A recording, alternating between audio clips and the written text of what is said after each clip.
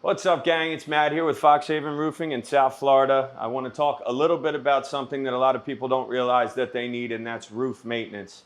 I am from originally Pennsylvania, where a shingle roof will last you 40 years with very little maintenance. And when I moved here, I was surprised to learn that people were replacing shingle roofs after 10, 12, 15, whatever it was, years. And the reason for that is because here in South Florida, a shingle roof sees excessive heat, sun, wind, and rain.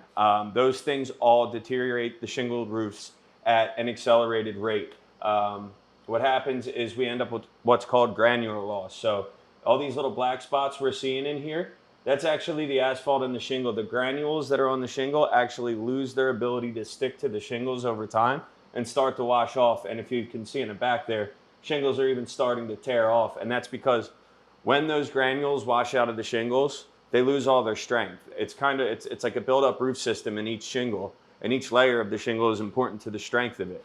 What happens is they get to this point, and we end up seeing even stuff like this where shingles are curling. This is really excessive, but the shingles are very brittle now. And we get so much wind in the state of Florida that when shingles make it to this point where you can see the actual asphalt in them, a very small wind event could result in losing a very large portion of your roof because there's no strength to the shingles anymore. If your shingles look like this, they're no longer adhered to one another, and you're high risk for a wind event to cause some pretty serious damage on your roof. Shingle roof maintenances that you can keep an eye on, things like water damming up in your valleys because of leaves or whatever, or your gutters backing up too much. Just making sure your roof stays clear of any debris. Always a good idea to keep an eye out around the perimeter of your home to see if you see any water staining, like dark stains that look like somebody spilled coffee on your roof. Are signs that you might want to get somebody to take a look at it. But for the most part with shingles, here anyhow in South Florida, a 12 to 15 year lifespan is probably what you should plan to expect for. Anything past that, you kind of got lucky, and be expecting a roof pretty soon. The next roof system I want to talk about is concrete tile. We do a ton of concrete tile in South Florida. It's very pretty. I love tile roofs. There are some inherent issues with them. This is the roof that I would say you could get the longest possible life out of if you perform the most amount of maintenances. Reason being, and it's not even so much to blame on the tile, it's a lot to do with the way that the home was installed originally. A lot of times new construction builders just kind of fly through. They don't necessarily pay the best crews in the world to come do their jobs, and you end up seeing these issues pop up. This is one we see all the time. This is a valley. On a concrete tile roof, the valleys come together and the concrete tiles get cut in a line like you're seeing right here. They are just cut and laid on top of your valley metal, and there is extra roofing material in the valleys to try to protect the valley a little further. But what ends up happening as water gets behind the valleys is it starts to go left and right. It dams up over time. You can end up with, debris from trees or whatever it may be, but sometimes you even start growing plant life out of your valleys and your roof to walls because there's so much moisture and there's so much debris that's been flying around. Here, we just pulled this off of somebody's roof today and brought it back. New office plant. And this was just sitting in somebody's valley right here, actually, where the water dams up the most. You can actually see some additional dark staining. It's because there's a constant presence of a lot of moisture there. And what ends up happening is that presence of moisture starts to make your roofing materials fail. What you can do in a tile roof's lifespan is perform like midlife or even 2 to 3 times over the roof's lifespan maintenance work. Now, once we get to the point that this roof was at, this one needed to be replaced because all that damage from above left for excessive wood rot around the perimeter. And at that point, to perform the repair that was needed in this area of the roof, we're talking about removing this area all the way up to, I'd say, probably 3/4 up that valley, that $5,000 to $7,000 repair. This is a large home, and there was about 6 or 7 spots like that. So we're not going to go around and spend $40,000 on repairs. If this customer had been aware of the fact that preventative maintenances can be done, there's a good chance they could have got an extra 5, 10 years out of this roof. But about 5 or 7 years ago, they would have wanted to remove the tiles from this area, inspect the roofing material underneath it, replace where needed, add some extra roof cement, whatever you need to do to ensure that these high water volume areas remain waterproof throughout the tile's life. Concrete roof tiles can last 50 plus years. You see it all over the world. But where you won't see it is here in South Florida, where, again, excessive wind, sun, heat, and rain beat up on our roofs pretty hard. Again, if you have a tile roof on your home, it's a good idea to get a roofer out at about 8 years and maybe every 3 to 4 years after that to just do an inspection and offer up some preventative maintenance to you to extend the life of the home. I've seen tile roofs up around 28, 30 years old, but usually they're installed pretty well.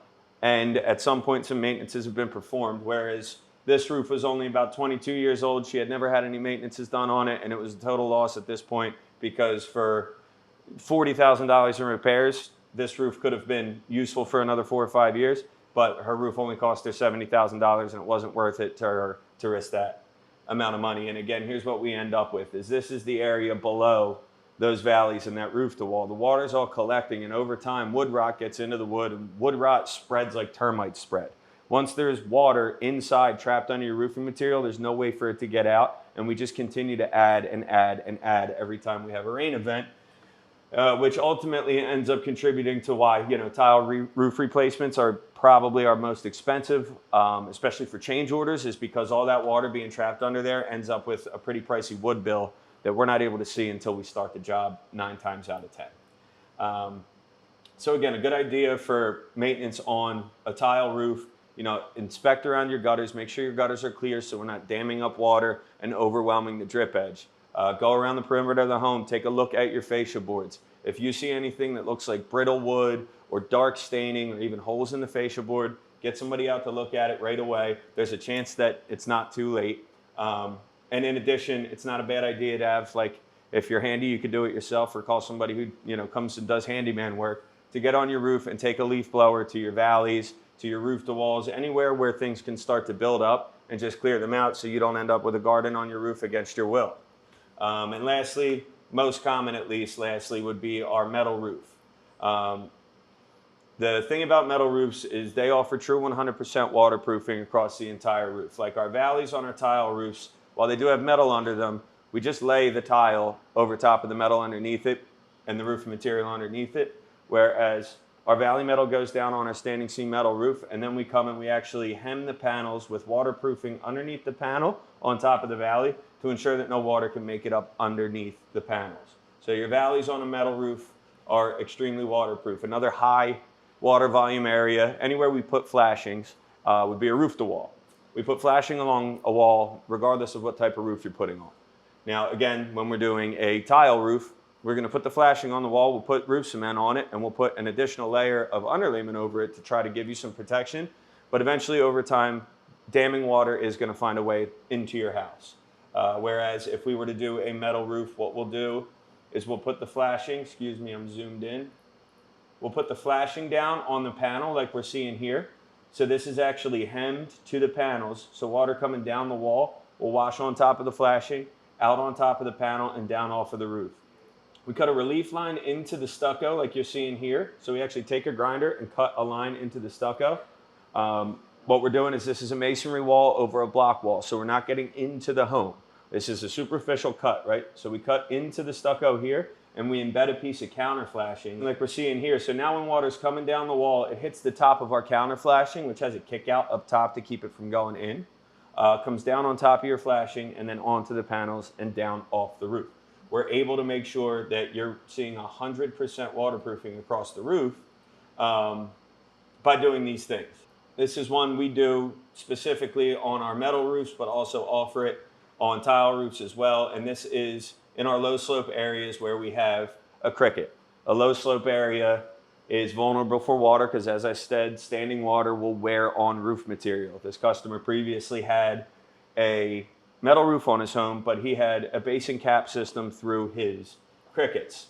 This was the third basin cap system on this home throughout the metal's lifespan. So the metal roof was about 27 years old. That was the third time he had to replace the cricket, and there were 2 on each side. With a metal roof, I'm able to come through and lay flat sheet metal through the crickets so that these are all tied together in a way that they're going to last as long as the rest of the roof system does. He won't have this failing maintenance that comes up over and over and over again. It's better to have a full sheet of metal that lays through this open area than it is to put roofing material that will over time deteriorate. And again, we put metal in all of our most vulnerable areas on the roof. It goes in the valleys, it goes at the roof to walls, regardless of your roof system. So why wouldn't we try to put it more places, as many places as we can? And in doing so, you can expect, less preventative or reactive maintenance on your house. As far as maintenance for a metal roof goes, truthfully, the only thing you have to worry about is penetrations coming through your roof. If they're done the right way, they should last a very long time with, very nominal maintenances, like going around and maybe caulking where your bathroom fans ventilate out of the attic, or maybe your kitchen fans, or your pipes, your plumbing pipes, they're coming through the roof. We can replace those collars. We can reapply caulking to those penetrations and make sure, that roof's going to last you a really long time. Unless you end up with some guy who does your attic fan like this and just caulks the daylights out of it to the panel, because this will fail. Caulking is not something we should rely on waterproofing our home, not for the long term anyhow. So if you see something like this and you're shopping for a roof, red flag, walk away, call somebody who's doing it the right way. Metal offers a lot of accessories like curb mounting systems, different types of flashing that can ensure a really long waterproof life. Whereas, like in this area, this pipe boot, like I said, that gets screwed down to the metal panel. The caulking will fail eventually. When it does, we go back, replace the pipe boot, and caulk it again. It's very nominal maintenance. We're not spending thousands and thousands of dollars to replace this boot. So from that regard, this is probably our lowest maintenance roof and also one of our longest lasting roofs. Shortest is going to be the shingles. There's not a ton of maintenance you can do on the shingle roofs. If you do have to perform repairs, usually the shingles are too brittle to perform a repair without ripping them, so we got to replace them. They never match the right color. It's pretty messy. And again, that happens around 12 to 15 years here in South Florida. Tile, it will last you a very long time, but you should plan to have a maintenance schedule in the roof's life. If you put a new roof on, you should set a reminder for 7 years from now to go ahead and have that thing looked at. They can last a very long time. They are a good, strong roof system, but they do require maintenance. And then again, our standing seam metal roof is going to last us the longest by a long shot.